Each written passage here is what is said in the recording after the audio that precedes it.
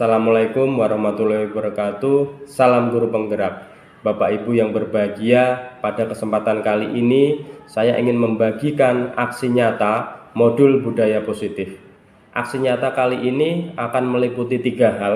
Yang pertama adalah implementasi konsep inti modul budaya positif calon guru penggerak. Yang kedua, diseminasi atau group sharing pemahaman dan pengalaman implementasi modul budaya positif. Yang ketiga, praktik segitiga restitusi dari guru sasaran pengimbasan. Selamat menikmati.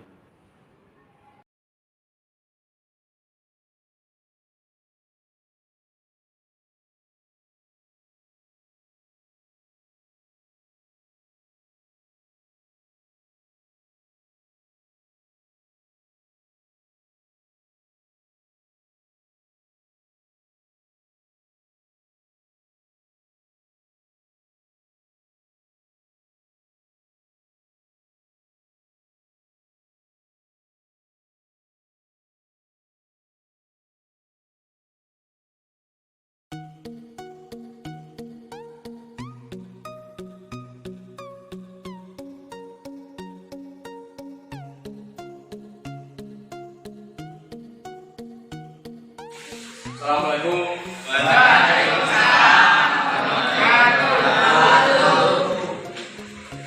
Untuk siap. Doa mulai.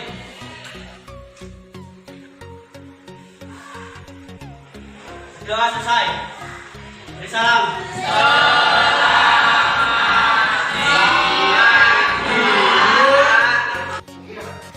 Ya, assalamualaikum warahmatullahi wabarakatuh.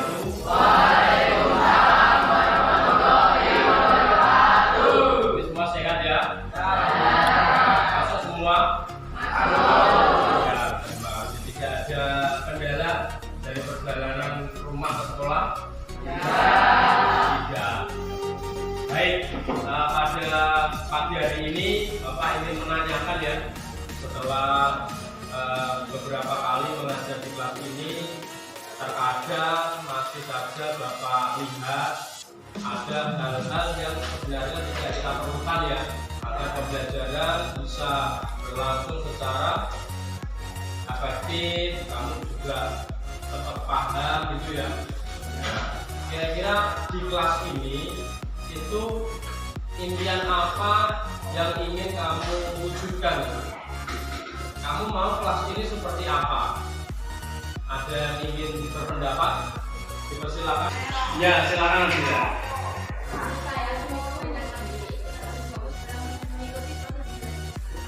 Fokus mengikuti pembelajaran. Jadi tiap kali pelajaran harus fokus ya. Sebenarnya nilai-nilai apa yang ingin diperjuangkan saat kita fokus itu pembelajaran?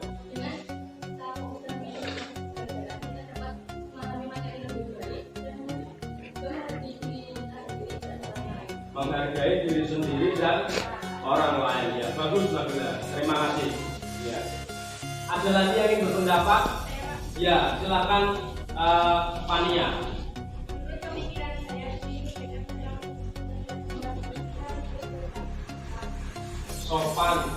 Sopan itu ya. Kalau kita harus sopan, ini sebenarnya nilai-nilai apa yang kita yakini?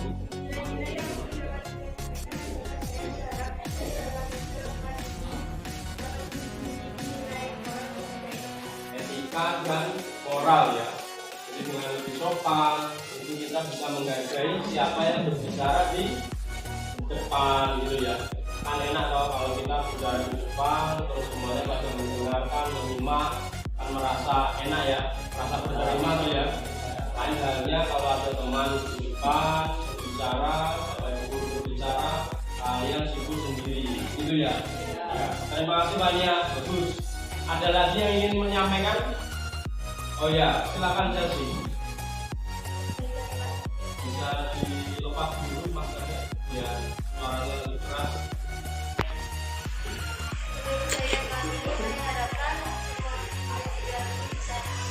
Disiplin.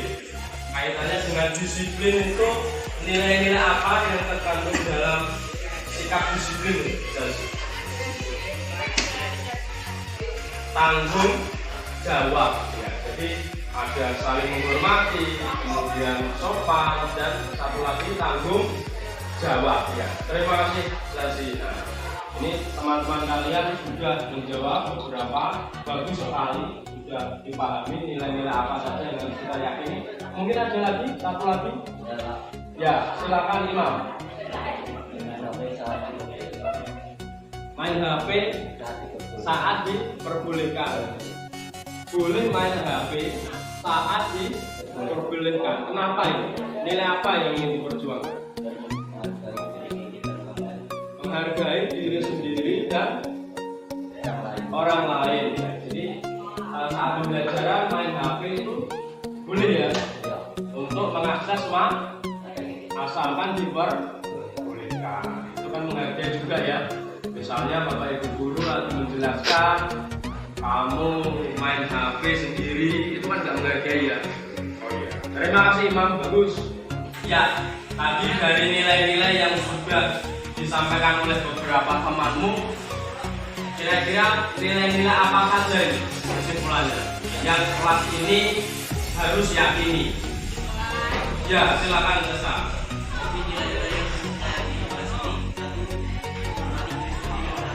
Betul. Etika dan grammar, betul. Bertanggung jawab. Ya, terima kasih Jasa. Berarti ada 3 nilai ya. Silakan dulu Jasa. Jadi dari 3 nilai ini, kenapa kok kelas kalian memilih secara bersama-sama memilih 3 nilai ini? Ada yang ingin berpendapat? Ya, silakan. Dari Saya setuju dengan apa yang disampaikan oleh Sika, karena dengan menjaga nilai moral, etika, dan tanggung jawab tidak akan terjadinya kericuhan yang disebabkan diri kita sendiri maupun orang lain. di kelasmu tidak ada kericuhan gitu ya, tapi bisa belajar dengan nyaman gitu ya. Ya, terima kasih. Nah, itu adalah nilai-nilai yang kita sepakati untuk kita yakini bersama ya di kelas ini. Nanti agar kita selalu ingat terhadap nilai-nilai tersebut, Bapak minta untuk membuat nilai-nilai tersebut dalam suatu poster ya, kemudian dipajang di kelas biar kita selalu ingat dengan nilai-nilai yang sudah kita sepakati untuk yakini ya. Terima kasih. Selanjutnya kita akan masuk ke pembelajaran. Waalaikumsalam. Selamat pagi Siva. Ya, masuk. Silakan duduk Siva. Iya. Siva, apa kamu tahu ini diminta untuk menghadap Pak Andika buat apa? Oh, sering mengata-ngatai teman gitu ya. Apa yang sebenarnya terjadi Siva? Apa yang bisa Bapak bantu? Bisa diceritakan juga? Sebenarnya saya nggak pernah seperti itu Pak. Saya kalau pas ngomong, teman-teman selalu menjauhi saya kalau saya berarti saya kesal siapa. Oh, jadi kamu merasa kesal ya? Tetapi apakah kamu tahu sih Pak bahwa yang sudah kamu lakukan itu sebenarnya kurang baik? Iya Pak. Baiklah, saya rasa kita bisa menyelesaikan masalah ini bersama ya Siva ya. Setelah mengata-ngatai teman, pasti mungkin kamu merasa puas ya. Iya. Tetapi walaupun kamu merasa puas, tapi itu kan enggak baik ya Siva ya. Jadi cobalah kamu ingat keyakinan kelas atau keyakinan sekolah apa yang sudah kita sepakati. Kita harus saling menghormati dan menjaga kerukunan. Betul, tepat sekali. Nah, sekarang diingat-ingat sih Pak, saat kamu mengata-ngatai teman atau membuli itu tadi, apakah kamu telah menghormati mereka dan berupaya untuk menjaga kerukunan sih Pak? Tidak Pak. Tidak ya. Baik. Kira-kira untuk memperbaiki permasalahan ini sih Pak, apa yang perlu kamu lakukan? Mungkin saya harus berkomunikasi dengan baik dengan mereka agar mereka mampu mengerti saya. Baik, terima kasih Siva, kamu bisa kembali ke kelas. Nah, sekarang Bapak juga jadi berpikir nih ya, nanti akan ada kegiatan atau Bapak upayakan kegiatan outbound ya, biar kamu dan teman-temanmu bisa saling mengenal, bisa saling berteman dengan baik begitu ya supaya ya, terima kasih sudah datang, bisa kembali ke kelas. Assalamualaikum warahmatullahi wabarakatuh. Hari ini saya diminta Pak Andika untuk menemui Pak Andika karena saya membeli atau mengata-ngatai teman. Saya tahu yang saya lakukan itu salah dan saya berjanji untuk menjaga kerukunan dan menghormati teman. Pak Andika tidak marah, Pak Andika hanya menunjukkan kesalahan saya dan bertanya cara untuk memperbaikinya. Ya, Assalamualaikum warahmatullahi wabarakatuh.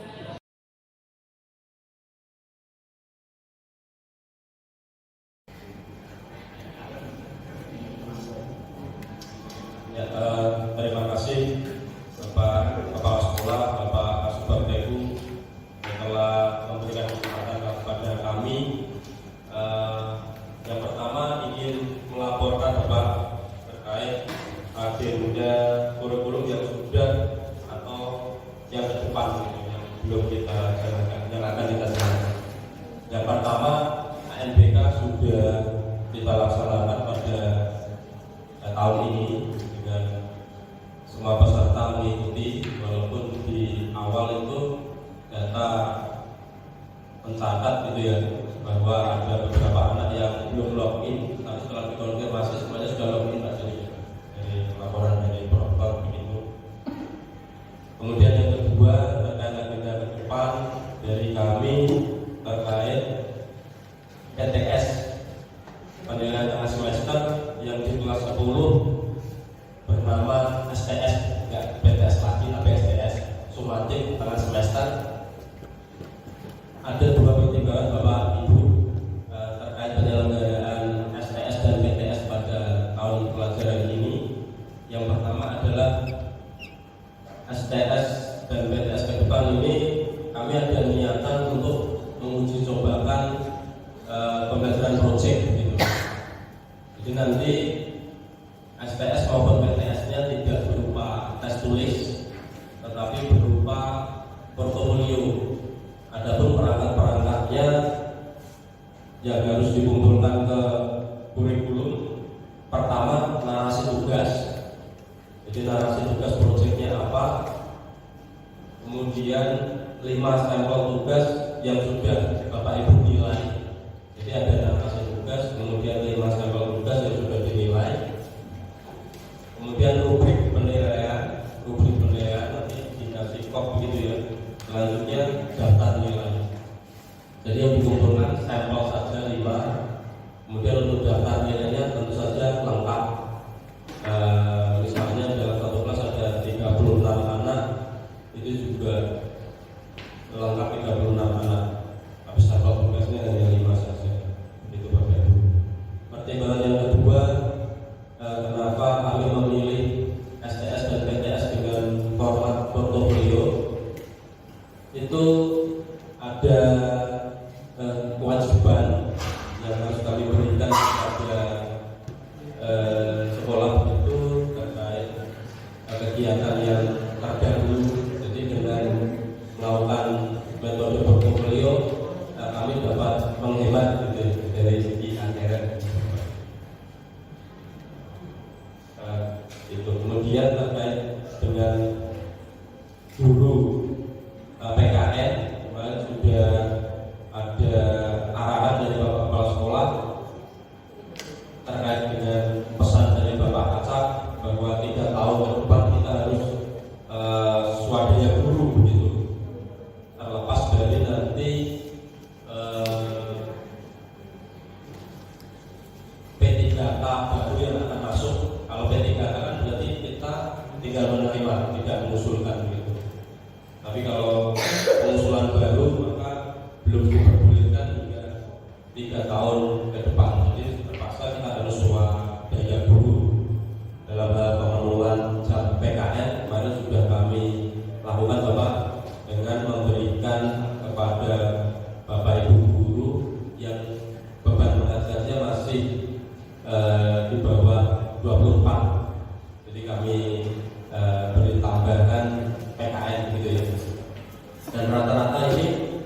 sudah tidak ada lagi Bapak Ibu guru yang mengajar di bawah 24 jam pelajaran.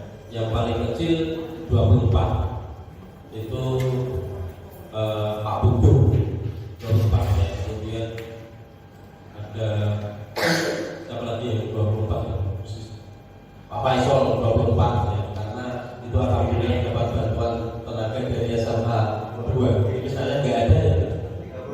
Nah, ya kita swadaya dulu. Untuk teman-teman produktif khususnya di kelas saya juga minta maaf. Ini tanpa memasukkan tugas tambahan, kita ini sudah lebih 40 lebih. Tapi insya Allah nanti tahun depan kurikulum merdeka itu ada penurunan jumlah jam di kelas 11. Nanti di kelas 12 juga akan semakin turun lagi. Kemudian terkait kesiapan moving class, kita sudah coba simulasikan Bapak, dan alhamdulillah kalau sesuai prediksi kami kemarin selesai PKL kita langsung KBM. Ternyata kita masih ada toleransi waktu untuk mensimulasikan moving class hingga 17 Oktober. Jadi dari durasi 18 September sampai dengan 17 Oktober untuk kelas 12 belum ada pembelajaran dulu, dan itu memberikan tambahan persiapan bagi kami untuk mempersiapkan moving class nanti. Syukur-syukur nanti bengkel listrik yang baru, RPS yang baru sudah jadi bisa kita masukkan ke rumah, ditambah renovasi atap boarding yang belum ditempati sudah clear misalnya, itu juga kita bisa pertimbangkan untuk kelas begitu Bapak.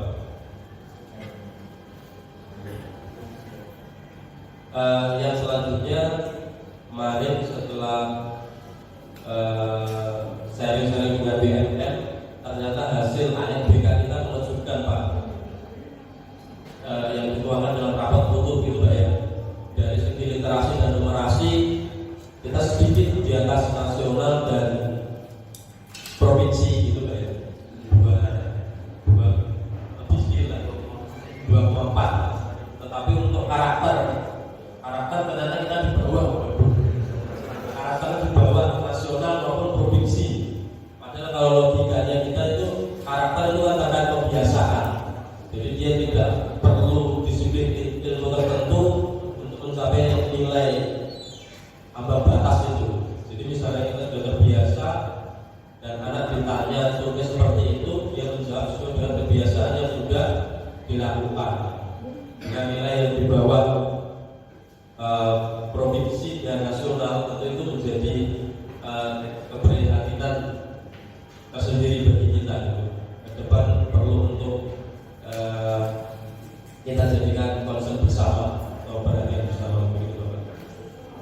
Sebenarnya terkait karakter ini juga lama kita mencoba mendekati kurikulum merdeka itu dari kesiapan dokumen baik ATP maupun modul ajar. Tetapi kita belum mencoba mendekati kurikulum merdeka dari profil karakter siswa begitu ya. Itu kita lupakan begitu saja, dan mulai di depan kita harus mencoba melakukan pendekatan kurikulum merdeka dari karakter anak, dari sisi minat anak ini. Dan saya rasa merupakan kewajiban saya dan juga Pak Deni nanti sebagai guru penggerak untuk menginformasikan update ilmu terkait tentang apa yang sebenarnya pemerintah harapkan terkait kurikulum merdeka ini. Jadi menurut pemerintah di kurikulum merdeka ini pembelajaran itu semuanya harus berpusat pada murid terbaik, pada siswa ini Bapak. Jadi juragannya itu siswa. Kita itu among. Kita tidak mencoba membentuk murid seperti apa yang kita mau, tetapi kita mencoba untuk mewujudkan murid sesuai dengan apa yang dia mau. Nah, acuannya apa? Apa yang dia mau itu. Acuannya ada di sini Bapak Ibu.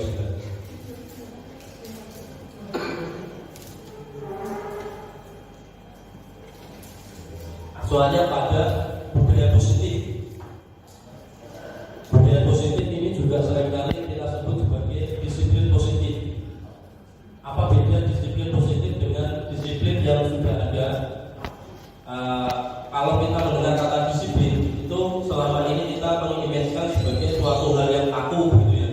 Aku disiplin sesuatu yang dipaksakan dari luar begitu, di hadapan pada aturan-aturan gitu.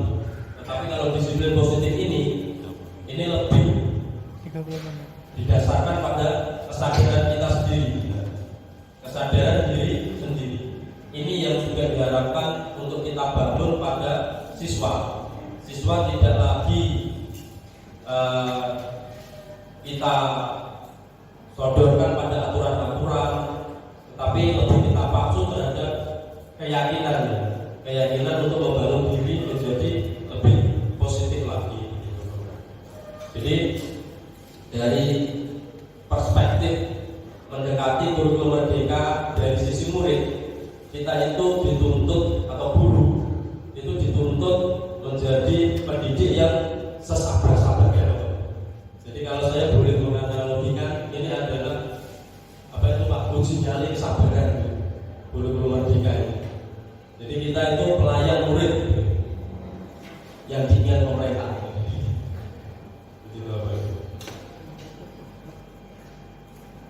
Nah ini saya ingin mengajak Bapak Ibu untuk berefleksi, untuk menenangkan hati dan pikiran, kemudian arahkan semua perhatian untuk fokus belajar terkait tentang mindset. Jadi kalau berbicara kurikulum merdeka itu tidak ada gunanya kalau kita dokumen administrasi lengkap, kemudian penilaian juga lengkap, tetapi mindset kita masih pada kurikulum-kurikulum yang lama Bapak Ibu gitu. Jadi yang perlu kita tanamkan pertama kali adalah perubahan mindset. Tentu sebagai ASN kita dituntut untuk seiring dengan apa yang pemerintah mau begitu. Kebijakan pemerintah kita wajib untuk ada di situ gitu. Walaupun nanti di hati nurani mau sebenarnya gitu. Nah ini tadi saya akan menyampaikan dua saja, 2.1 disiplin positif dan nilai-nilai kebajikan universal, teori motivasi, hukuman, penghargaan, restitusi, sekaligus disambung oleh Pak Dini.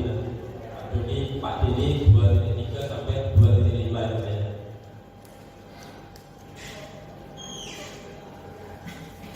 Nah disiplin positif ya.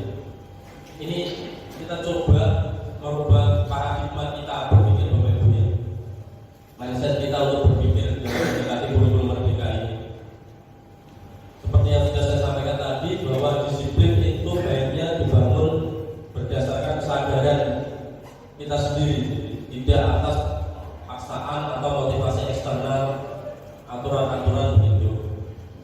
Ini simulasinya Bapak Ibu. Coba kita lakukan bersama. Ada A dan B. Kita ibaratkan A itu Anda dan B adalah teman begitu ya. Kemudian sobeklah secari kertas kecil, tuliskan benda atau sesuatu yang sangat berharga untuk Anda. Misalnya kalau panjenengan mengimpikan mobil gitu ya, ditulis saja mobil di tangan begitu. Nah, kemudian digenggam erat begitu. Kemudian teman B akan mencoba dengan sekuat tenaga meminta Anda memberikan benda tersebut. Teman tadi ya bisa membujuk, mengancam, menghardik, merayu, menyuap, apa saja agar dapat membuka kepalan tangan Anda. Kira-kira apa yang Anda lakukan Bapak Ibu? Dengan mudah membuka tangan, atau itu kita pertahankan? Bagaimana Bapak Ibu? Dikasihkan saja gitu. Atau misalnya tadi mimpinya oleh para kita mimpi besar gitu, dituliskan secara kertas, digenggam gitu. Tiba-tiba mimpi itu diambil orang begitu saja. Akan diberikan atau bertangga Bapak Ibu? Tentu saja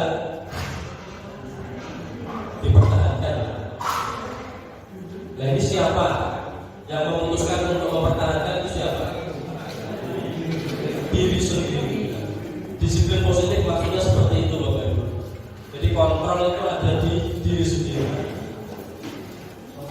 Kurikulum baru semasif apapun disosialisasikan, sebagus apapun fasilitas yang diberikan oleh negara, tetapi kalau kita tidak mau membuka diri sendiri, maka itu akan kembali ke slogan lama Bapak Ibu, yaitu apa? Apapun makanannya, minumannya tetap testosteron. Jadi kita berapi-api itu percuma kalau diri sendiri itu tidak menerima, begitu Bapak. Begitu juga misalnya saya sebagai guru begitu ya, ngotot pembelajaran harus rapi jam pertama sampai jam 10 begitu. Tapi kalau pelajaran tidak mengizinkan itu, saya akan darah tinggi saja Bapak Ibu. Begitu.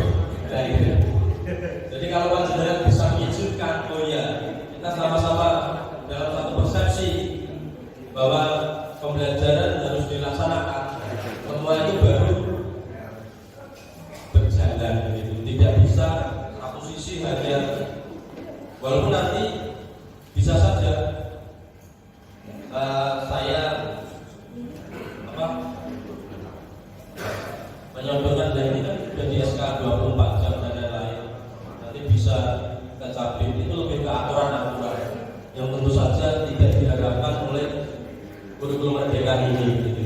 Jadi lebih pada disiplin positif, kesadaran diri dan kontrol itu ada pada kita semua. Begitu juga terhadap murid. Nah, murid perlu disadarkan seperti itu Bapak Ibu. Selicin apapun atau sebanyak apapun, sebesar apapun poin anggaran yang kita sediakan buat mereka, tetapi kalau kita tidak menyentuh atau membuat kontrol diri itu ada pada mereka, aturan-aturan ya tinggal aturan Bapak Ibu. Malah kita sendiri yang akan diributkan oleh aturan-aturan tadi. Darah tinggi. Makanya saya sebutkan di awal tadi, kurikulum merdeka merupakan ajang nyali untuk uji kesabaran.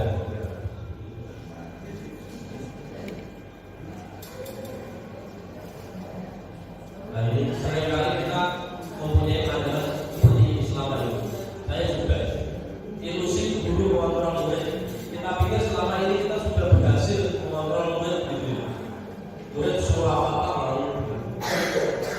Kemudian yang kedua, ilusi ini hanya ilusi saja Bapak. Ilusi itu seolah-olah benar bahwa kritik dan membuat orang merasa bersalah dapat meruangkan karakter.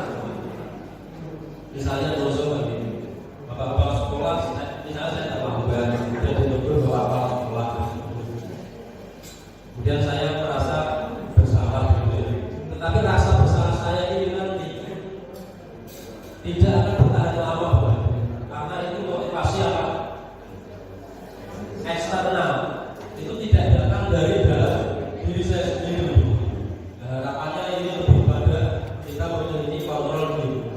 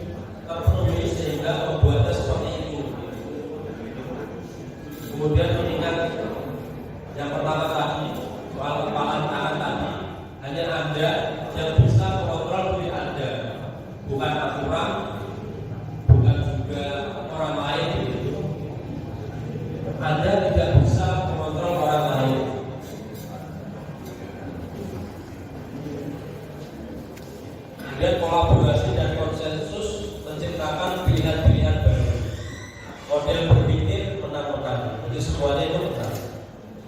Tidak ada yang kalah Bapak Ibu. Nah, ini disiplin positif ya, terlalu negatif. Kemudian kalau begitu kemudian muncul pertanyaan, apabila murid kita lepaskan begitu saja, kita turuti semua kebutuhannya, kita turuti apa maunya, terus nanti semuanya akan menjadi tidak tertib gitu Pak. Kemana-mana tidak ada tujuan yang jelas.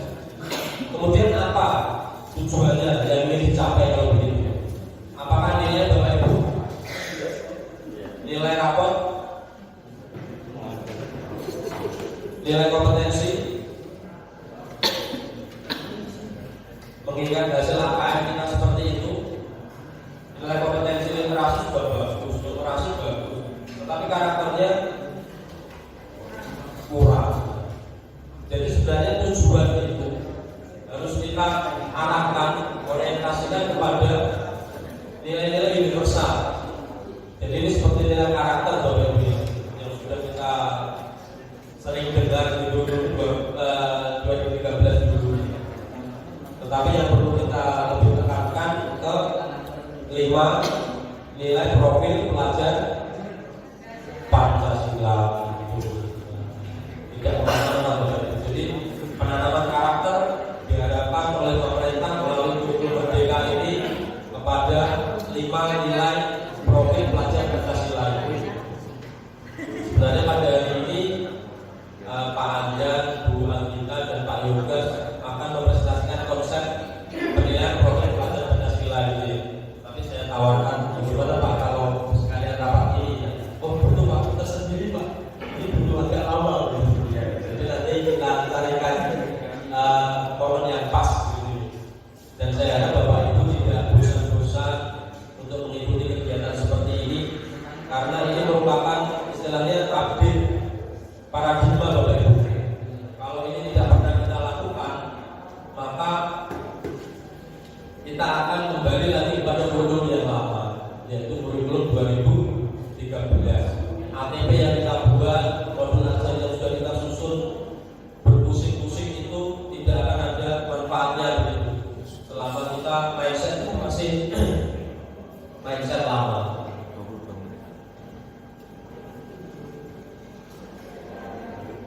Nah ini contoh-contoh penerapan disiplin positif. Ini sudah kita lakukan 5S itu tadi bersama dengan Bapak Kepala Sekolah. Kemudian yang sudah pernah kita lakukan tetapi tidak, yaitu sebelum masuk ke kelas, ya sebelum kita biasanya garis itu. Kemudian di Indonesia Raya, saya dengar ada beberapa kelas yang sebelum belajar di Indonesia Raya gitu ya.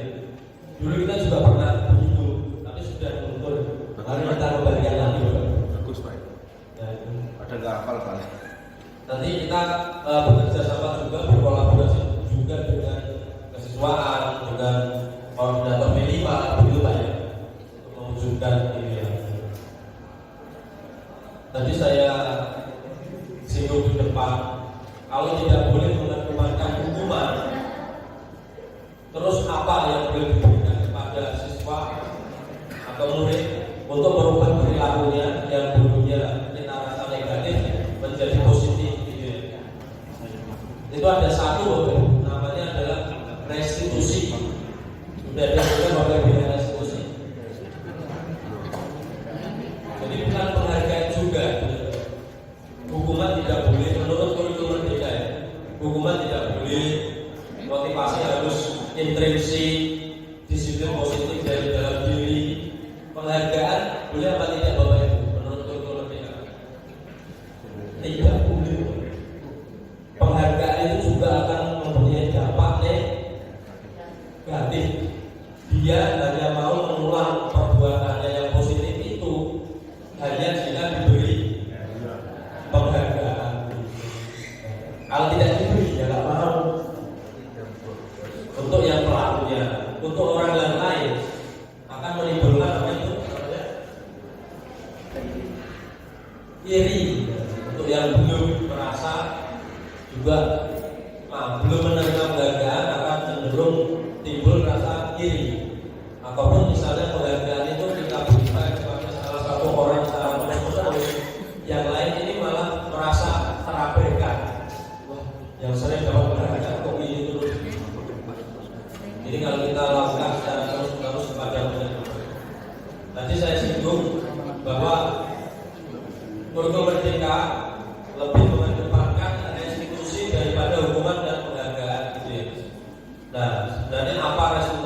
restitusi itu.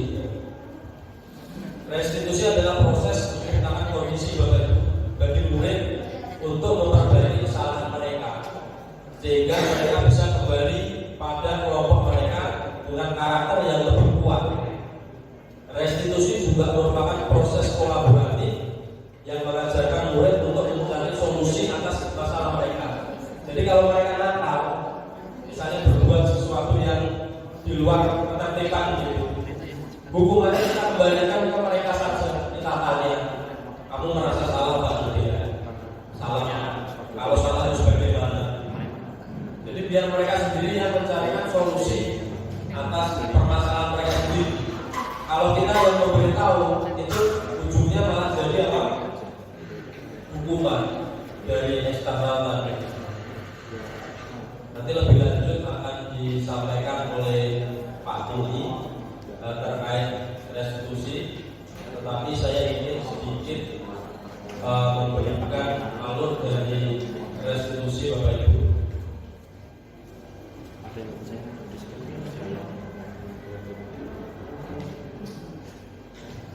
Nah, ini namanya segitiga restitusi.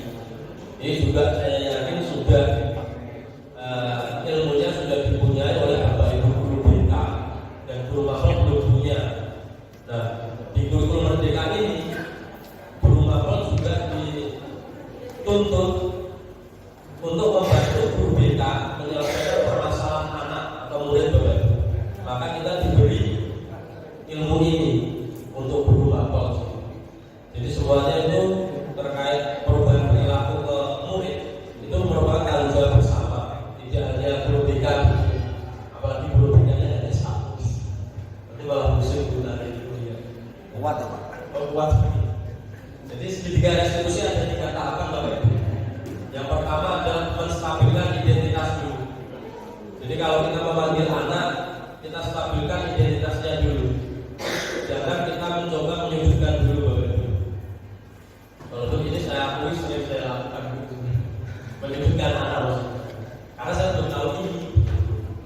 Makanya di depan saya bilang bahwa kurikulum merdeka ini pendekatannya pada anak lebih pada uji nyali kesabaran. Susah dari lapangan. Kemudian yang kedua adalah validasi kebutuhan. Kita coba pahami alasan kenapa anak itu berbuat seperti itu. Sebenarnya kebutuhan apa yang mencoba dia penuhi? Karena insya Allah kalau semua kebutuhan sudah terpenuhi, kan perilaku baik-baik saja.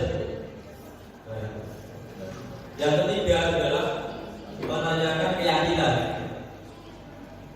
Keyakinan maksudnya keyakinan kelas. Keyakinan kelas adalah pengganti dari peraturan. Nanti akan disampaikan Pak D. Keyakinan kelasnya. Jadi sekarang tidak ada lagi peraturan, tapi adanya keyakinan. Jadi tata tertib siswa, tata tertib murid itu nanti akan berubah bunyi menjadi keyakinan murid. Berubah istilah. Ini kata kurikulum merdeka. Kata kurikulum merdeka, Pak. Bukan kata saya. Kemudian contoh penerapannya, apakah saya sudah pernah mencoba? Sudah. Ini kita lihat. Ini jangan tanya pendapat pribadi loh. Apa yang sudah dilakukan bebas. Kalau apa? Tanya pendapat pribadi orang perlu proses.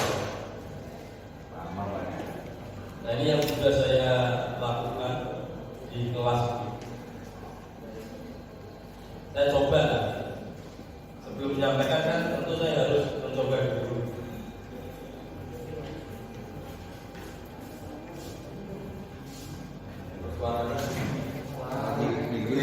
Suaranya pilih.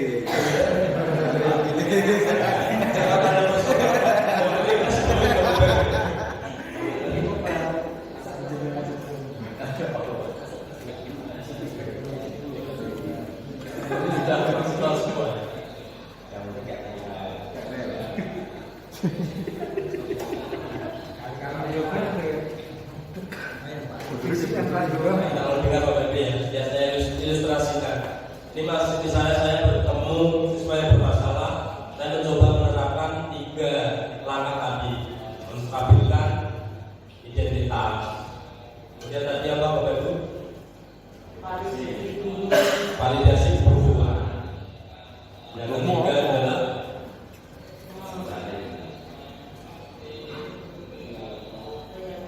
keyakinan tadi.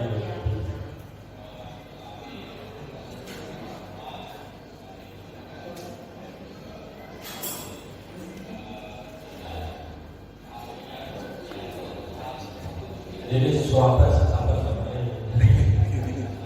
kalau di usia 45 ke atas itu sudah dengan sendirinya terbekali untuk yang 40 termasuk saya.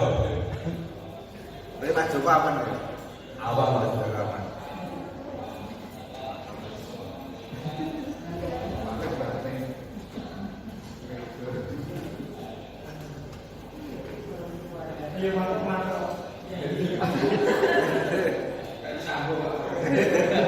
Sabun. Untuk bersama teman itu harus skenario dulu. Artinya Pak.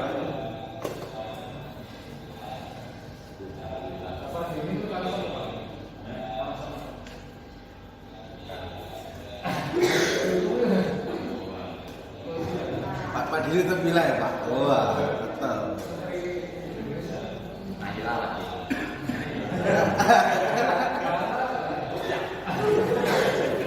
Kau yang hitam itu. Ya ini paparan saya sudah selesai, nanti akan dilanjutkan oleh Pak Dini. Kemudian pesan saya, ini dicoba Bapak Ibu ya, restitusi seperti ini, terus nanti dikirimkan ke kami videonya. Nggak salah lama-lama, 3 menit atau 2 menit, 2 menit. Yang penting ada 3 langkah itu dan kita sudah coba.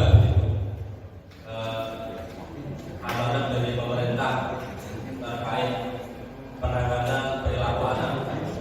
Untuk kepala sekolah, Bapak Ibu dan Bapak Ibu semua, akhir kata wassalamualaikum warahmatullahi wabarakatuh.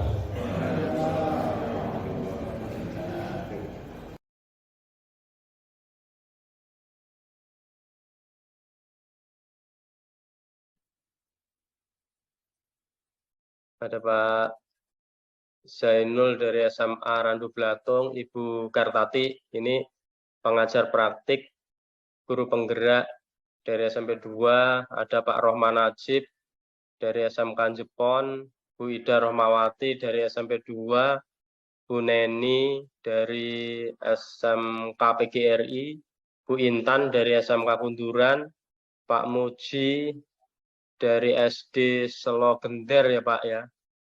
Kemudian Bu Rista dari SMK Kristen.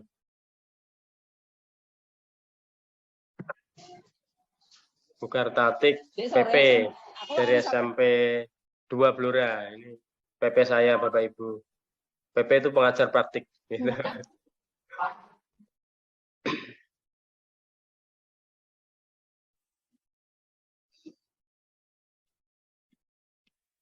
Satu, 2, 3, 4, 5, 6, 7.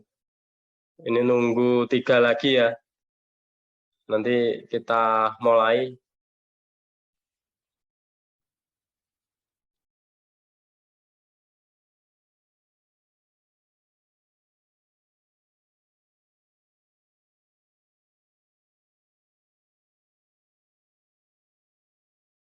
Ini yang dari selatan belum ada yang gabung ini. Dari Jati.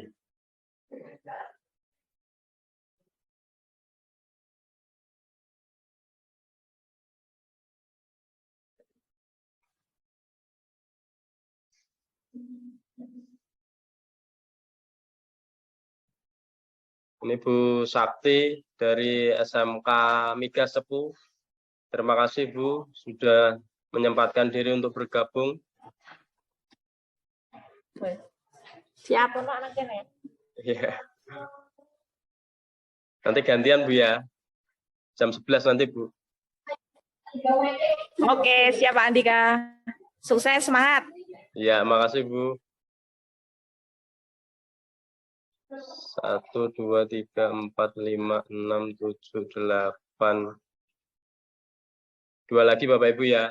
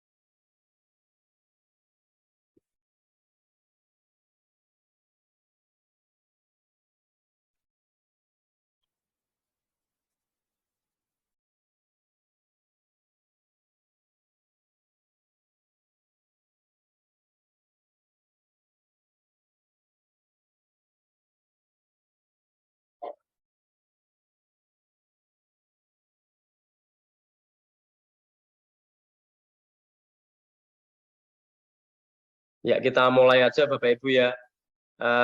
Sambil menunggu teman-teman yang nanti kemungkinan juga akan bergabung. Assalamualaikum warahmatullahi wabarakatuh. Saya ucapkan terima kasih Bapak Ibu sudah berkenan untuk hadir dalam kegiatan pengimbasan ini. Di tengah-tengah kesibukan Bapak Ibu yang luar biasa, mungkin ada yang masih mengajar, kemudian memberikan pelatihan, mengikuti PPG, dan lain-lain. Pada kesempatan kali ini saya ingin mencoba untuk memberikan pengimbasan Bapak Ibu ya.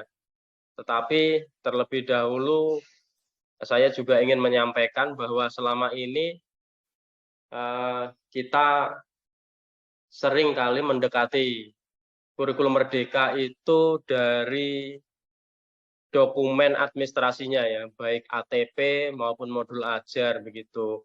Jarang sekali kita mencoba mendekati kurikulum merdeka itu dari aspek yang lain. Nah, pada kesempatan kali ini saya ingin mencoba untuk membawa Bapak Ibu di forum Zoom ini untuk mencoba mendekati kurikulum merdeka dari sisi muridnya Bapak Ibu begitu ya. Karena mindset itu harus kita bangun secara lengkap Bapak Ibu, baik dari gurunya juga harus dari muridnya begitu. Menurut saya selengkap apapun dokumen kurikulum, dokumen administratif, apabila tidak disertai dengan perubahan mindset itu, maka kurikulum merdeka juga tidak akan bisa berjalan dengan sebagaimana mestinya. Nanti dokumen hanya tinggal dokumen saja Bapak Ibu ya. Nah, ini izinkan saya untuk mulai share screen Bapak Ibu. Bismillah, ini semoga bisa ini.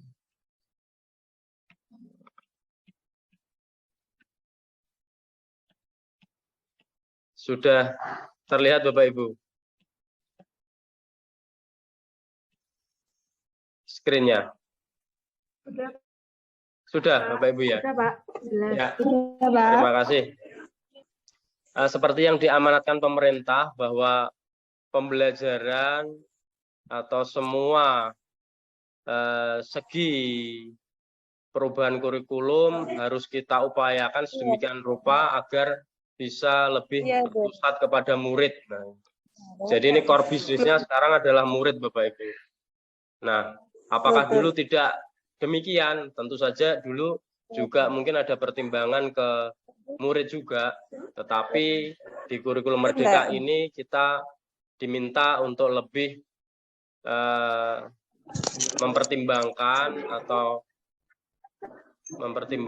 atau berpusat kepada murid Bapak Ibu ya. Topik yang ingin saya imbaskan pada kesempatan kali ini terkait tentang keyakinan kelas ini Bapak Ibu.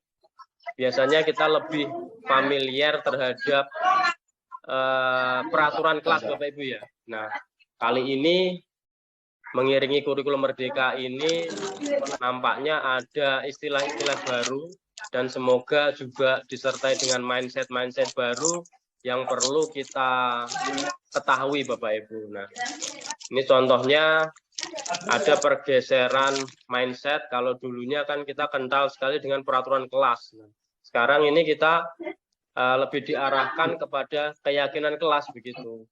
Keyakinan kelas, kenapa ini? Kok tidak peraturan kelas saja? Gitu. Ini saya buat slideshow. Nah, ini seperti yang saya sampaikan tadi, mengapa tidak peraturan saja? Mengapa harus keyakinan kelas gitu? Misalnya, mengapa kita memiliki peraturan harus menggunakan helm bila mengendarai kendaraan roda 2? Atau mengapa kita memiliki peraturan 3M, menggunakan masker, mencuci tangan, dan menjaga jarak 1,5–5 meter? Mengapa kita memiliki peraturan harus datang tepat waktu pada saat mengikuti pelatihan? Selama ini kita cenderung lebih familiar dengan istilah-istilah peraturan. Kira-kira mengapa Bapak Ibu? Kenapa kok harus merubah paradigma dari peraturan ke keyakinan? Ada yang ingin berpendapat? Selamat datang Bu Nini dari MKN 1 Jati. Sudah berkenan hadir juga. Ada yang tahu Bapak Ibu? Mengapa kita perlu menggeser mindset dari peraturan ke keyakinan? Kalau peraturan itu biasanya datangnya dari mana Bapak Ibu? Peraturan itu dari luar. Iya, dari luar. Motivasinya dari luar, Pak. Nah, ya terima kasih Bu Ida. Jadi kalau peraturan itu cenderungnya berasal dari luar begitu ya. Nah, Ya. Seperti hakikatnya. Paksakan. Ya, bagaimana Bu Ida? Ya, jadi kalau peraturan itu kesannya terpaksa. Nah, itu Murid-murid terpaksa. itu dipaksa untuk melakukan sesuatu begitu. Iya. Terima kasih Bu Ida. Jadi pada hakikatnya seperti halnya sesuatu yang datang dari luar karena paksaan itu. Jadi kira-kira dia bisa bertahan lama apa tidak ini? Tentu saja tidak. Nah, untuk itu perlu perubahan mindset ke keyakinan. Kalau keyakinan itu datangnya dari mana Bapak Ibu? Dari dalam hati. Dari dalam hati, ya terima kasih. Sesuatu yang datang dari dalam hati itu harapannya akan tinggal lama begitu ya Bapak Ibu ya. Akan membekas gitu. Jadi nanti apa yang kita yakini itu bukan karena keterpaksaan, bukan karena pengaruh-pengaruh dari luar, sehingga cenderung untuk bisa bertahan lama. Itulah mengapa kita perlu menggeser mindset dari awalnya peraturan ke keyakinan kelas. Gitu, Bapak. Nah, ini. Sebenarnya keyakinan kelas itu merupakan bagian dari upaya untuk menciptakan budaya positif, Bapak Ibu. Jadi, budaya positif itu menurut kurikulum Merdeka merupakan prasyarat terciptanya pembelajaran yang kondusif bagi murid begitu ya. Kemudian budaya positif ini juga dituangkan dalam suatu lingkungan positif. Nah, lingkungan positif nanti bisa dibentuk dari keyakinan kelas. Nah, setelah kita yakin, baru nanti kita tuangkan ke dalam peraturan-peraturan kelas.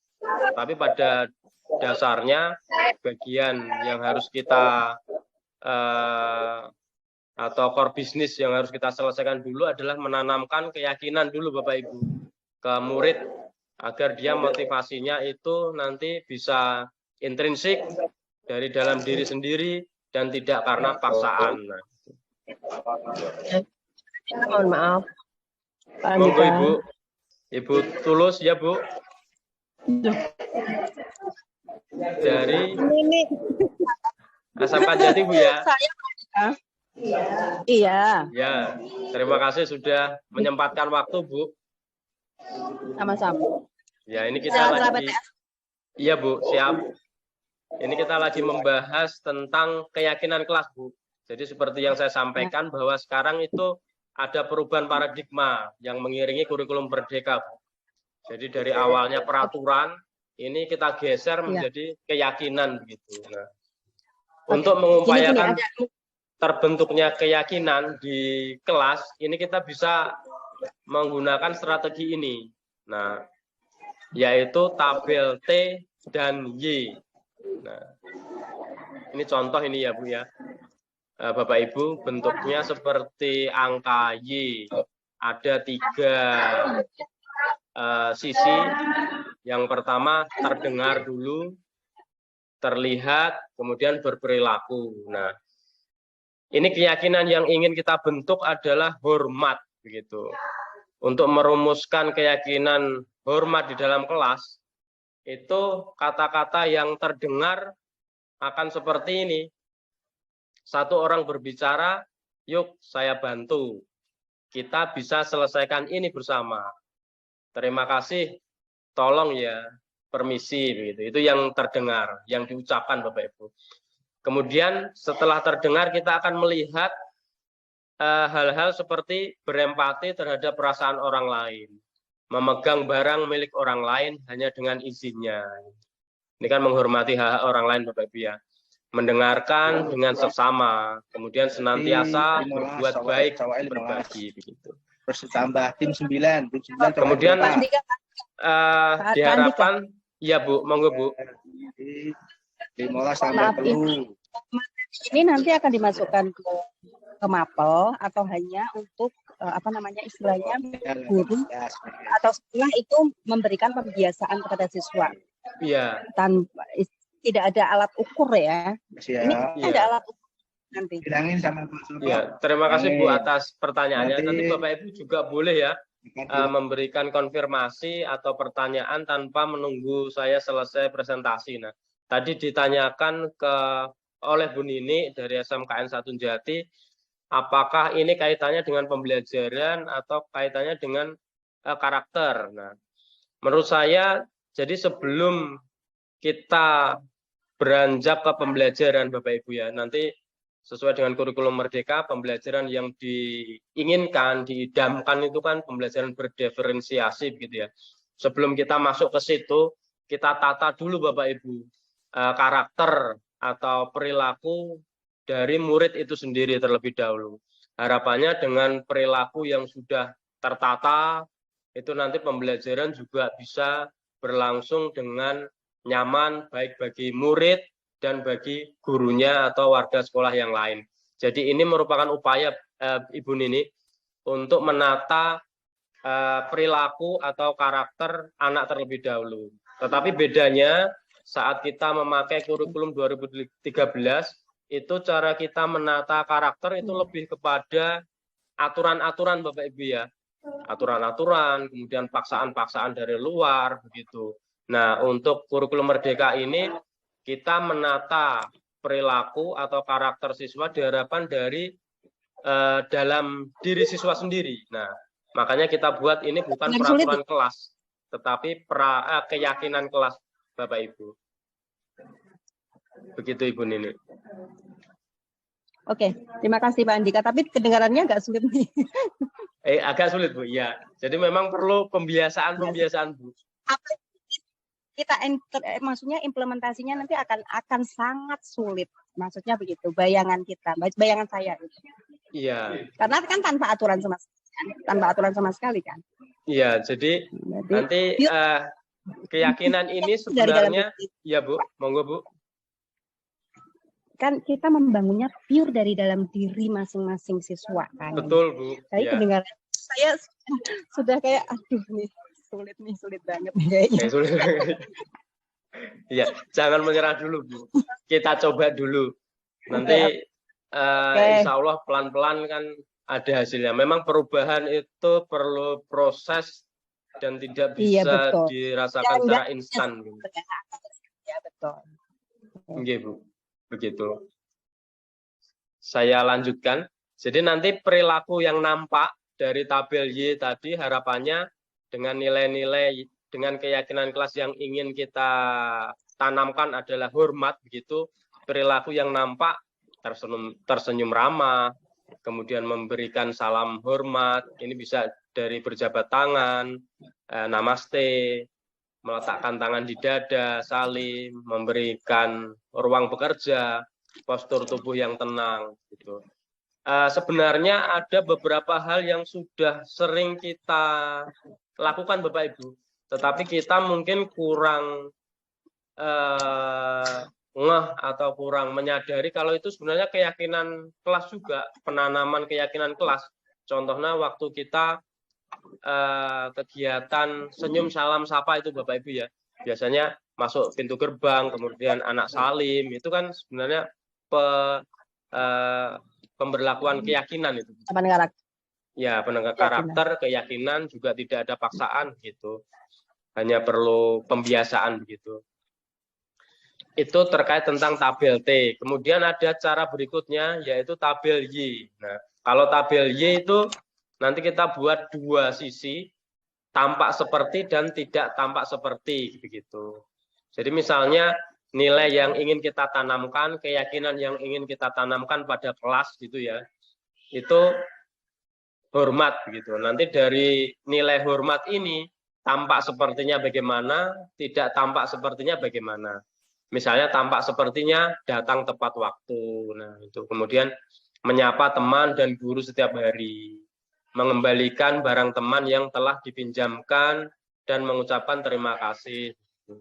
Ini tidak tampak seperti sering hadir terlambat, tak acuh kepada teman dan guru, tidak mengembalikan barang yang telah dipinjam dan meletakkan sembarangan begitu ya.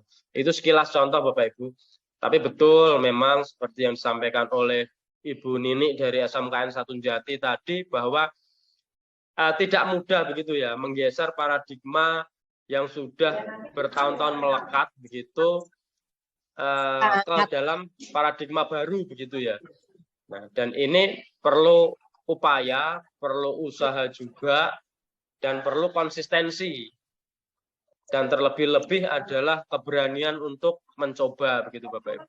Tentu sebagai pendidik atau praktisi di bidang pendidikan, kita tidak itu Bapak Ibu namanya sering disudutkan oleh khalayak di luar sana begitu ya. Kita sudah disuguhkan kepada berbagai kurikulum, tetapi cara mengajar kita, cara kita mendekati murid tetap ajeb begitu ya, begitu. Itu Bapak Ibu. Itu juga sebagai salah satu introspeksi ke diri saya sendiri begitu Bapak Ibu. Lanjut, itu contohnya cara membentuk keyakinan kelas. Nah ini Bapak Ibu, ini bedanya peraturan dan keyakinan kelas. Nah, kontrasnya seperti ini. Kalau peraturan selalu kembalikan buku ke tempatnya, ini dari luar Bapak Ibu. Sering kali kita memaksa murid untuk kembalikan bukunya ke tempatnya. Nah, ini alih-alih untuk memaksa, maka kurikulum merdeka ini lebih kepada menyadarkan anak Bapak Ibu. Contohnya saat kita membuat peraturan mengembalikan buku ke tempatnya, sebenarnya keyakinan yang berusaha kita tanamkan adalah tanggung jawab begitu Bapak Ibu ya. Nah, ini nanti ada proses pembuatan keyakinan kelas Bapak Ibu. Jadi bagaimana caranya ini menerapkan ke kelas dalam lingkup kecil begitu ya. Nanti bisa sampai kepada keyakinan sekolah begitu yang harus diikuti oleh semua warga sekolah begitu. Kemudian dilarang mengganggu orang lain. Ini keyakinan kelas yang berusaha ditanamkan apa Bapak Ibu?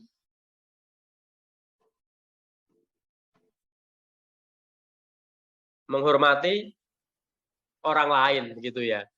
Kemudian hadir di sekolah 15 menit sebelum pembelajaran dimulai. Ini menghormati orang lain juga dan berkomitmen gitu. Kemudian dilarang melakukan kekerasan ini.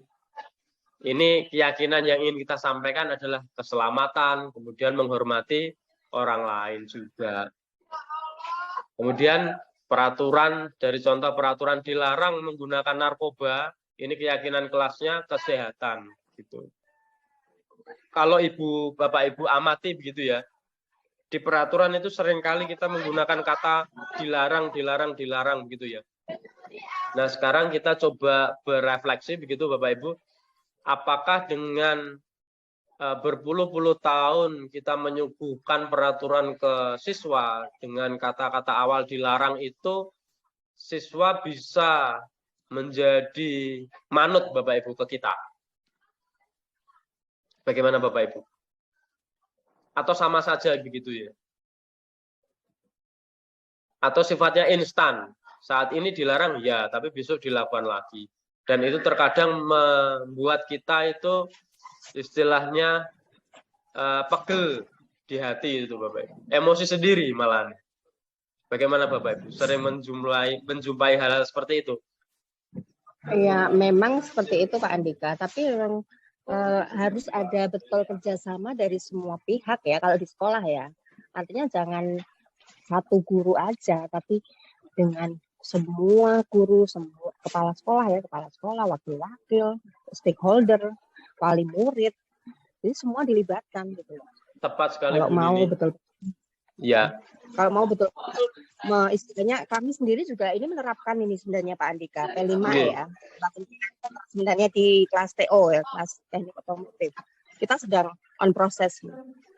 Yang kita mulai P5-nya dari tahun ini yang semester awal kemarin, semester gasal ini. Siap Bu ya. Anak-anak teknik otomotif. Gitu ya. Pak Andika. Setuju Bu Nini. Jadi pada prinsipnya memang ini merupakan kerja kolaboratif gitu Bapak Ibu ya. Tidak bisa kita kerjakan sendiri, kita eksekusi sendiri begitu ya. Jadi harapannya nanti setelah mengetahui tentang hal ini, panjenengan juga kerso begitu ya, atau punya niatan begitu untuk menyampaikan hal-hal ini kepada teman-teman yang mungkin belum berkesempatan menerima informasi ini. Jadi biar kita bersama-sama begitu untuk mempunyai mindset yang sama. Jadi insya Allah dengan kerja kolaboratif seperti ini kan kerjanya bisa lebih mudah begitu ya, tanpa saling istilahnya menatap heran begitu gitu menurut saya. Ya, kita lanjut ke slide selanjutnya. Nah, selain perubahan paradigma dari peraturan ke keyakinan tadi Bapak Ibu, ini kita juga diminta untuk membuat pergeseran paradigma dari hukuman sifatnya Bapak Ibu ya, ke konsekuensi, atau nanti di ujung itu yang paling diidam-idamkan adalah namanya restitusi. Jadi begitu Bapak Ibu. Ini dikarenakan juga sebagai evaluasi dari pemerintah, kita sudah menyuguhkan berpuluh-puluh tahun hukuman kepada murid begitu ya, termasuk juga penghargaan Bapak Ibu, bahkan penghargaan juga ini. Tetapi nampaknya perubahan perilaku murid itu juga mencapai titik yang stagnan begitu Bapak Ibu, tidak banyak berubah begitu. Itu terlihat di fenomena-fenomena sosial di sekitar kita begitu Bapak Ibu.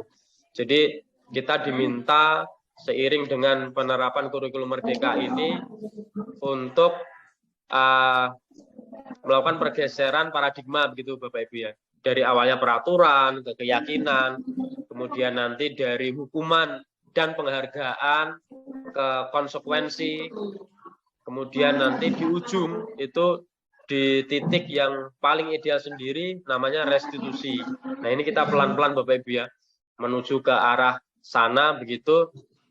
Tadi saya sampaikan bahwa ternyata penghargaan pun mempunyai efek yang tidak baik ke murid Bapak Ibu. Kira-kira apa ini? Kenapa kok penghargaan juga punya efek yang tidak baik? Bukankah penghargaan itu biasanya identik dengan hal-hal yang menyenangkan Bapak Ibu. Kira-kira kenapa ini? Selamat datang Pak Ahmadun, SMKN 2 Blora. Terima kasih sudah bisa bergabung Pak. Bu Rizky juga dari SMKN Jateng. Selamat datang Bu, terima kasih sudah bisa bergabung. Kenapa Bapak Ibu ini kira-kira?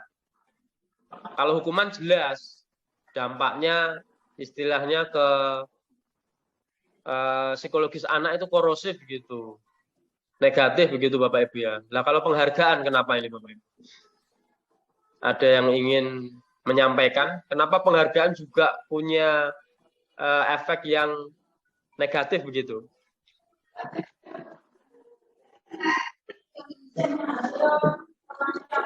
Ada pendapat?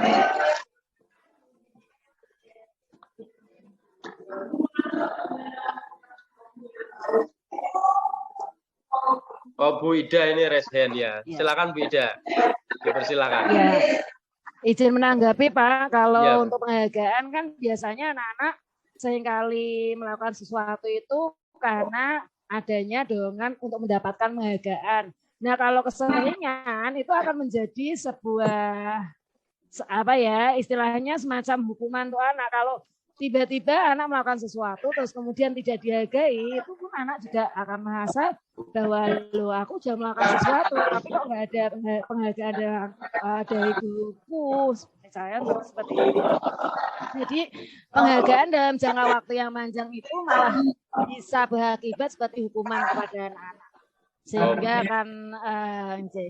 akan mematikan kreativitas anak Pak. Gitu. Ya, mantap Bu. Terima kasih Bu. Jadi penghargaan itu apabila dilakukan dalam jangka waktu yang lama, dia bisa berubah sifat menjadi hukuman begitu Bu ya. Kemudian juga yang tidak pernah dapat penghargaan itu juga cenderung muncul rasa iri begitu. Kemudian yang pelaku penerima penghargaan sendiri itu juga kan mau berperilaku seperti itu asalkan dia dapat penghargaan. Kalau tidak dikasih penghargaan, dia tidak mau mencoba lagi begitu Bapak Ibu ya. Jadi itu efek korosif dari penghargaan juga. Nah, ini ada statement atau pernyataan ini bisa kita lihat, bisa kita bandingkan ini, apakah ini hukuman atau konsekuensi begitu. Nah, untuk kurikulum baru ini, kurikulum Merdeka ini, kita diharapkan minimal, Bapak Ibu, minimal untuk lebih memilih langkah konsekuensi begitu daripada hukuman begitu, Bapak Ibu. Kalau hukuman kan jelas ya tidak diperkenankan gitu. Mencatat 100 kali di dalam buku kalimat saya tidak akan terlambat lagi karena terlambat ke sekolah begitu. Hukuman atau konsekuensi Bapak Ibu? Hukuman. Hukuman ya, ya. Jadi hukuman itu sifatnya tiba-tiba, tidak ada konsekuensi yang kita bangun gitu Bapak. Terus ini di bold ini, lari mengelilingi lapangan basket 2 kali karena terlambat hadir di sekolah. Ini sifatnya karena terlambat hadir di sekolah. Ini kira-kira apa Pak Madun? Hukuman apa konsekuensi Pak? Hukuman. Siap. Nah, ini hukuman. Jadi tidak ada relevansinya ya. Terlambat kok disuruh mengelilingi lapangan basket 2 kali. Kalau yang akhir ini lari mengelilingi lapangan basket saat mata pelajaran PJOK. Sama-sama larinya Bapak Ibu. Konsekuensi. Begitu. Terima kasih Bu Arum. Selamat datang, sudah berkenan gabung juga gitu. Ini banyak teman-teman juga. Nah, ini bedanya hukuman dengan konsekuensi, Bapak Ibu ya. Kalau hukuman itu menyakitkan gitu. Kalau konsekuensi ya memang harus terjadi gitu. Hukuman ini anak sakit fisik maupun hati. Kalau konsekuensi tidak nyaman dalam jangka waktu pendek begitu. Hukuman anak membenci kedisiplinan, kalau konsekuensi anak menghargai disiplin. Gitu. Seperti yang disampaikan tadi, hukuman paksaan, konsekuensi stimulus tanggapan. Ini pembeda antara hukuman dan konsekuensi Bapak Ibu ya.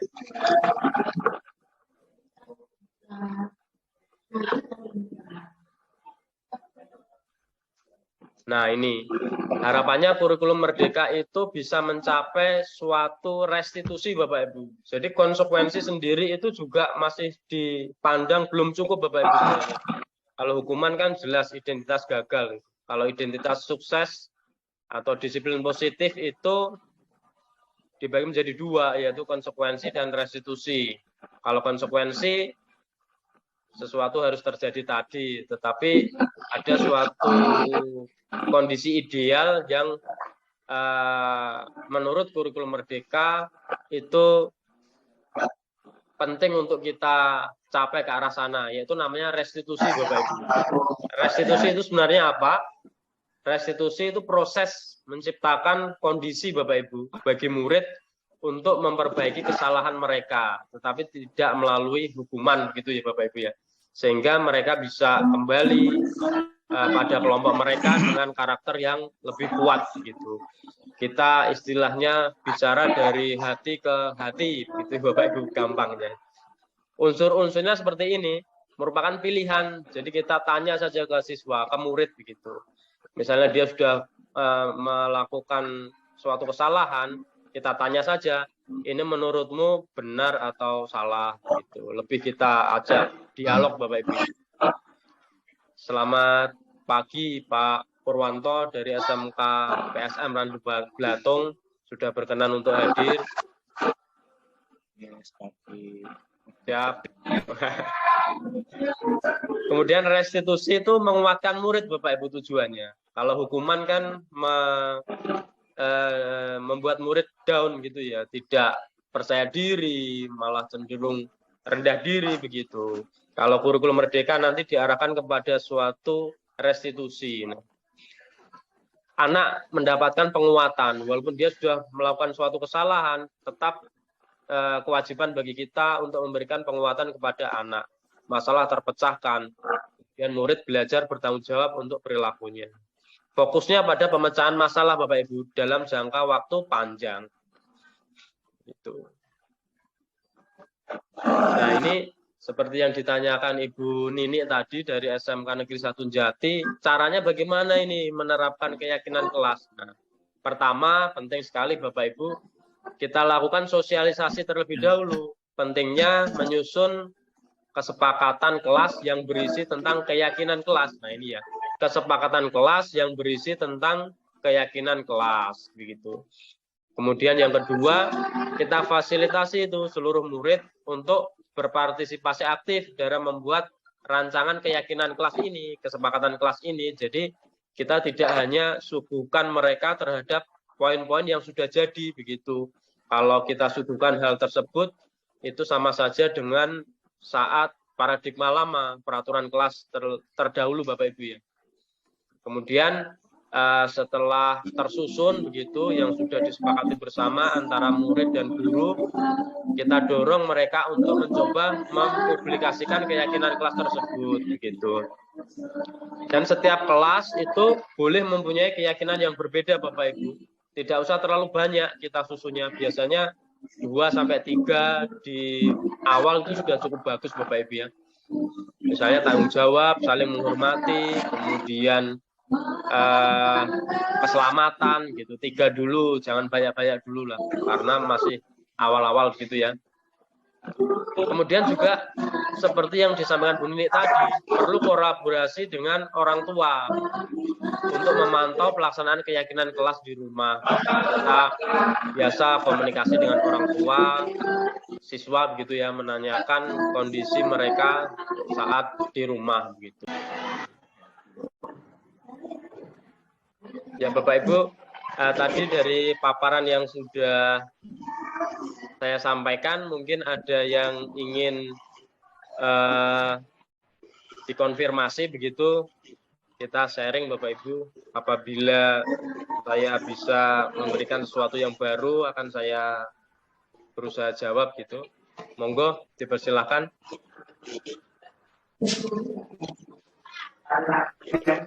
Monggo Pak Madun ya. Halo, bisa dengar suara saya Pak? Bisa Pak, siap, monggo. Sebelumnya terima kasih atas waktunya. Sedikit bertanya Bapak. katanya dengan keyakinan kelas atau kebijakan kelas, apakah setiap guru harus membuat kebijakan kelas sendiri atau cukup diwakili dari mungkin kajur yang membuat kesepakatan kelas kemudian diikuti oleh semua guru yang ngajar di kelas tersebut? Oke, terima kasih atas pertanyaannya Pak Madun. Bisa saya sampaikan bahwa seperti langkah-langkah penerapan keyakinan kelas tadi, bahwa kita juga perlu melibatkan murid begitu Pak ya. Jadi kalau melihat langkah-langkah penerapan kelas tadi memang dimungkinkan Pak, bahwa masing-masing kelas itu punya keyakinan kelasnya masing-masing begitu Pak.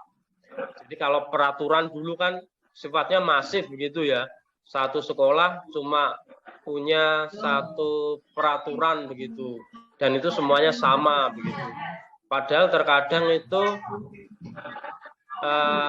ada hal-hal atau poin-poin yang anak itu tidak ada masalah di situ begitu. Misalnya kita atur untuk disiplin begitu ya.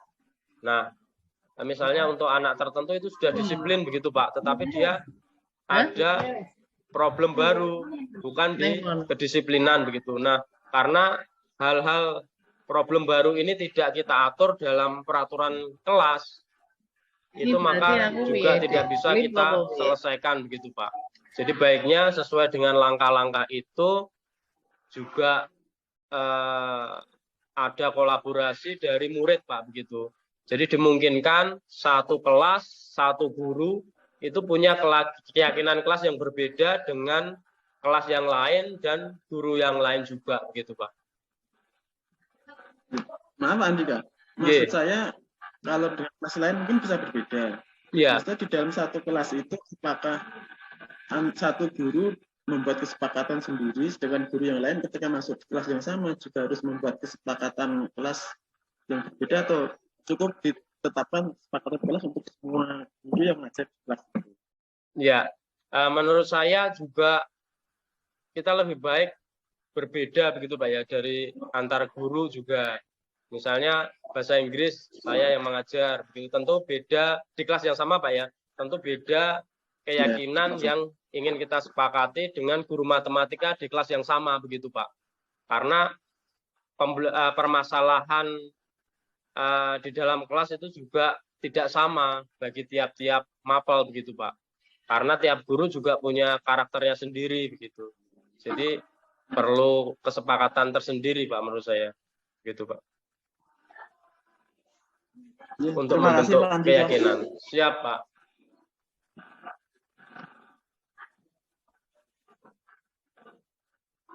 Monggo yang lain. Tidak ada ya. Maaf Pak. Iya Bu. Boleh tanya nggak Pak Andika? Oh boleh Bu. Monggo Bu. Ini nih SMKN 1 Jati. Ya. Kameranya bisa on Bu. Atas kesempatan. Oh harus ya. Nah begini. Gitu. Terima kasih. Iya Bu. Waalaikumsalam warahmatullahi. Terkait keyakinan. Ya, tadi kan Pak Andika menyampaikan, maaf ini saya sambil ngambil. Iya Bu. Iya. Tadi Pak Andika menyampaikan kalau nggak salah masing-masing guru ya, masing-masing guru itu membuat kesepakatan di kelas yang mungkin satu yang lain, karena kan istilahnya kita sudah melihat karakter dari masing-masing jurusan, misalkan di teknik gimana, di ini kelas ini gimana, kelas ini gimana gitu ya. Boleh dari awal lagi Bu. Kalau nggak salah juga kemarin Pak Andika juga memberikan contoh ketika tak tutup terus buka dari awal lagi. Ini dalam proses membentuk keyakinan itu. Betul. Di MGMP ya. Iya Bu. Nah, kemarin sempat diskriminasi. Enggak, atau deskripsi misalnya seperti laporan hasil keyakinan kelas kita, istilahnya kayak rapot ya, semacam itu ya. Pastinya kan harus membuat penilaian per siswa tuh. Ini misalnya minggu ini perkembangannya gimana ya, si ini Seperti itu. Jadi harus detail kan seperti itu. Harus detail banget ini kan. Karena kita istilahnya melihat benar-benar apa istilahnya concern atau perhatian persiswanya seperti apa gitu. Iya, Nah, betul. Yang saya tanyakan apakah harus istilahnya ada nggak nanti di akhir semester itu assessment atau penilaian seperti penilaian karakter ya untuk siswa-siswa yang kita ampu. Itu aja. Terima kasih. Ya, terima kasih Bu. Jadi diharapkan kalau menurut kurikulum Merdeka itu penilaiannya kan ada 2 nanti Bu ya. Yang pertama terkait kompetensi anak atau kompetensi murid gitu ya. Itu rapot tersendiri. Kemudian nanti ada rapot khusus soal P5 begitu Bu ya. Ya betul. Proyek penguatan profil pelajar Pancasila begitu ya. Nanti Bu, menurut saya terkait tentang keyakinan kelas ini kita tidak perlu membuat rapot tersendiri gitu Bu. Jadi nanti goalnya itu lebih kepada perubahan perilaku Bu. Perubahan perilaku kepada perubahan perilaku dari murid begitu. Jadi tidak perlu kita buat ya. Pertanggungjawaban kita gimana? Kan ini istilahnya kurikulum yang istilahnya harapan dari kementerian ya, Kementerian Pendidikan Nasional orang nggak salah, Mas Nadiem kan. Terus pertanggungjawaban kita melakukan itu loh. Gimana? Kalau nggak ada istilahnya nggak ada laporan. Kalau tidak ada laporan begitu Bu ya. Ya jadi menurut saya ini kan lebih kepada konsensi. Jadi konsensi itu kan kesepakatan atau kerja kolaboratif antara guru dengan murid begitu. Jadi selama muridnya nanti perilakunya nampak begitu. Jadi misalnya jenengan masuk ke dalam kelas kemudian sudah terlihat kondusif, jenengan juga bisa membuat apa itu Ibu namanya lembar observasi sederhana begitu ya.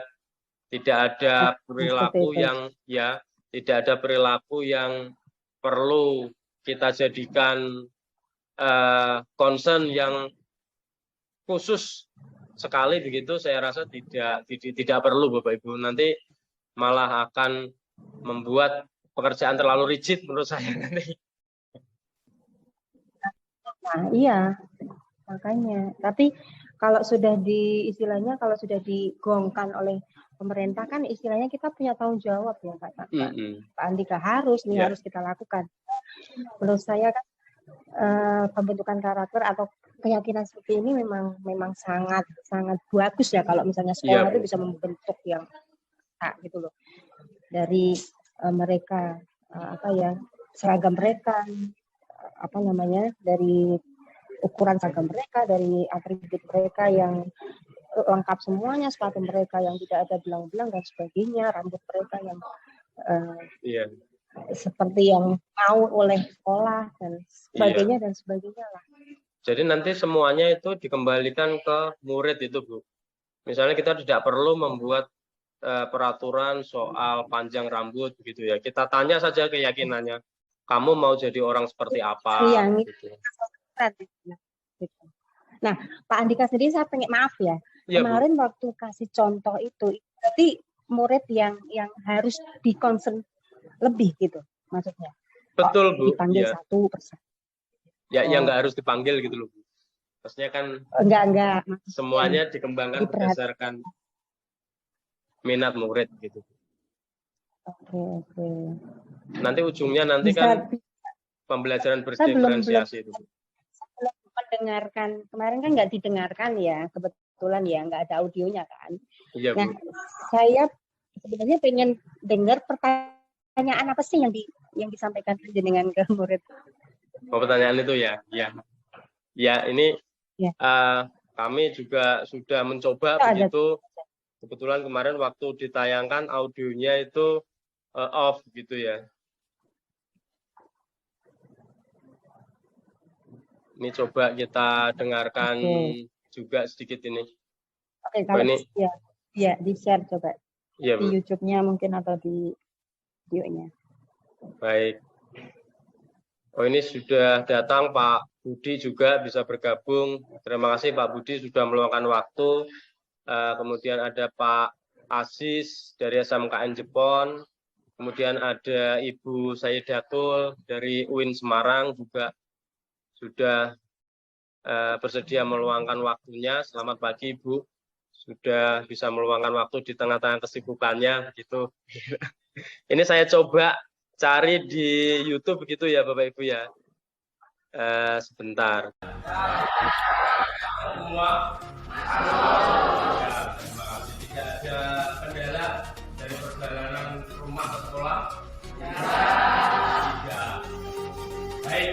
Pada pagi hari ini Bapak ingin menanyakan ya setelah beberapa kali menghadapi kelas ini terkadang masih ada beberapa limbah dan hal-hal yang sebenarnya sudah dilakukan ya agar pembelajaran bisa berlangsung secara efektif, kami juga tetap paham gitu ya.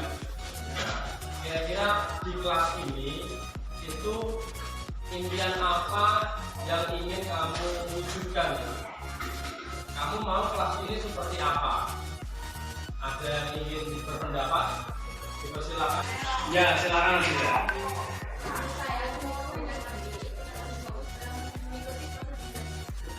Fokus mengikuti pembelajaran. Jadi tiap kali pelajaran harus fokus ya. Nah, untuk sebenarnya nilai-nilai apa yang ingin diperjuangkan saat kita fokus di pembelajaran?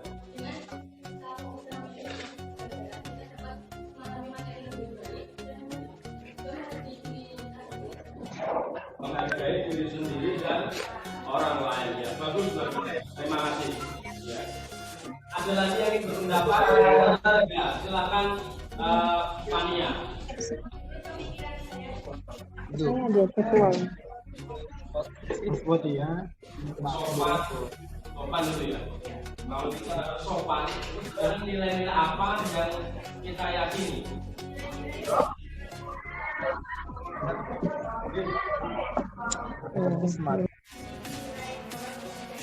Etika dan moral ya. Jadi dengan lebih sopan, itu kita bisa menghargai siapa yang berbicara di depan gitu ya. Kan enak kalau kita berbicara di depan, terus semuanya pada mendengarkan, menyimak, kan merasa enak ya, rasa berterima tuh ya. Lain halnya kalau ada teman di depan berbicara, ada guru berbicara, kalian sibuk sendiri, gitu ya. Ya. Terima kasih banyak. Ada lagi yang ingin menyampaikan? Oh ya, silakan Chelsea. Bisa dilepas dulu maksudnya, ya, suaranya lebih keras.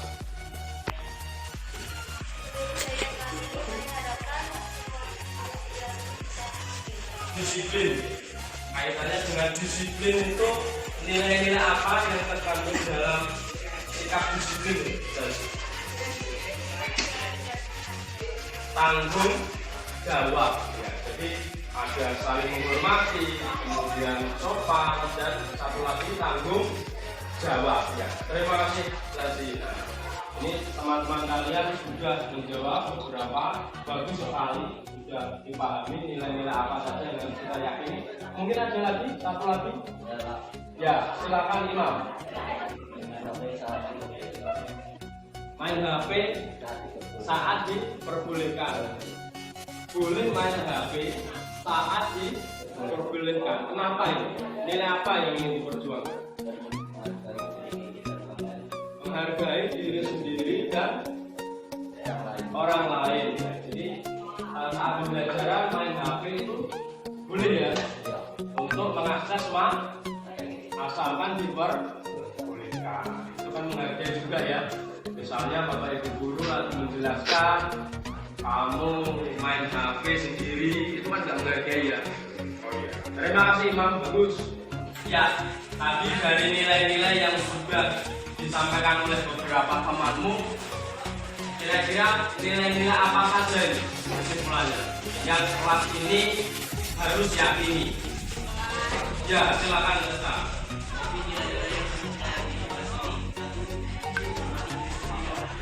Betul.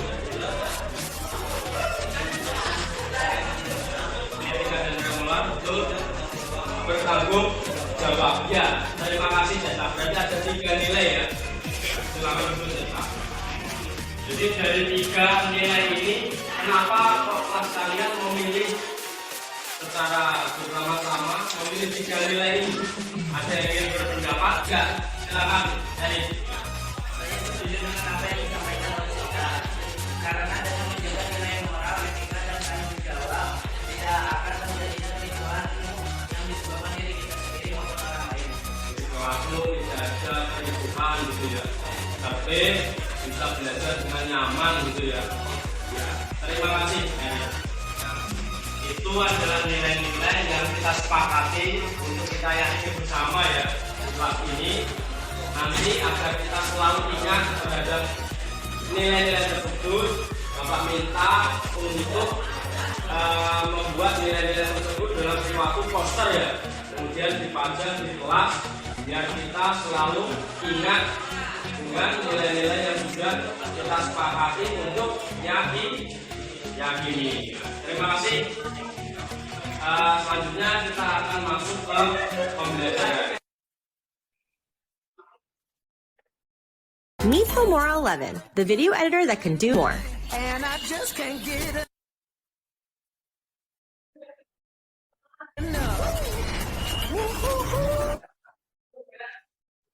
Iya, Bapak Ibu tadi sedikit contoh ya.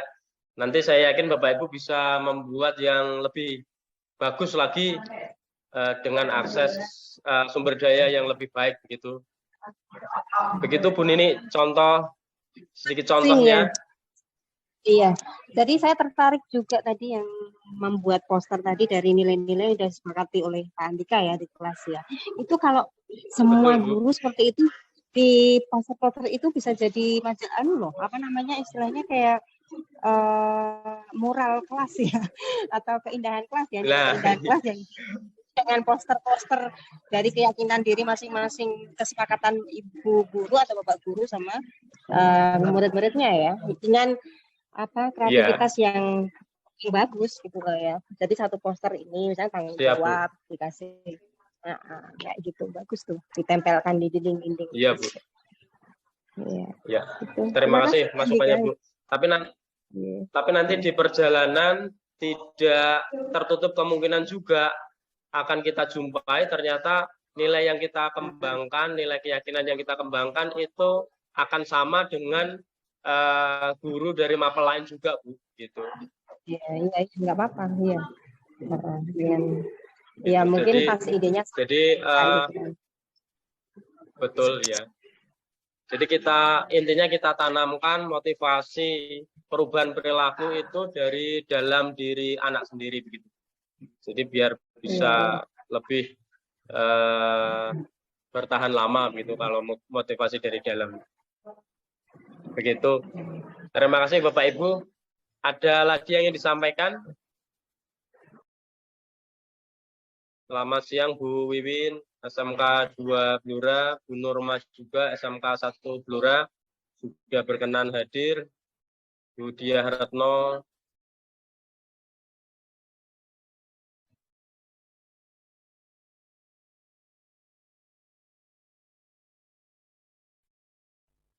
Tidak ada.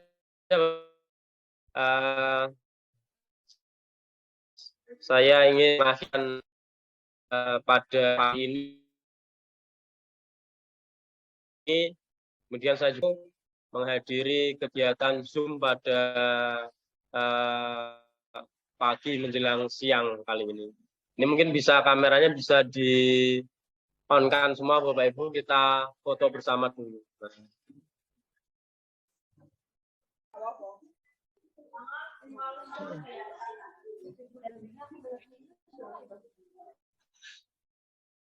Ini hostnya masih Bu Ida, Bu ya? Nggih, Pak, masih. Tolong difotokan, Bu. Oh, nggih, Pak, siap. Nggih. Monggo Bapak Ibu semua untuk membuka kamera. Akan saya ambil fotonya.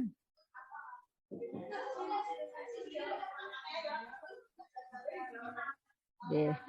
Bu Said, Bu Nini, Bu Dian, monggo bisa dihidupkan kameranya. Kita mau sesi foto. Oke. Monggo Bapak Ibu bisa bergaya suka hati nggih. Saya ambil fotonya. Bisa love gini atau gini ya. Oke. 1, 2, 3. Monggo bisa ganti gaya. 1, 2, 3. Oke. Sampun Mbak Andika bisa dilanjutkan. Ya, terima kasih Bu Ida. Alhamdulillah. Ya Bu, alhamdulillah ini sudah menginjak pada akhir acara. Saya secara pribadi mengucapkan banyak terima kasih Bapak Ibu sudah berkenan hadir begitu. Silahkan untuk melanjutkan aktivitasnya. Lain kali kita sambung lagi. Demikian akhir kata. Wassalamualaikum warahmatullahi wabarakatuh. Terima kasih Bapak Ibu. Tetap semangat. Waalaikumsalam warahmatullahi wabarakatuh.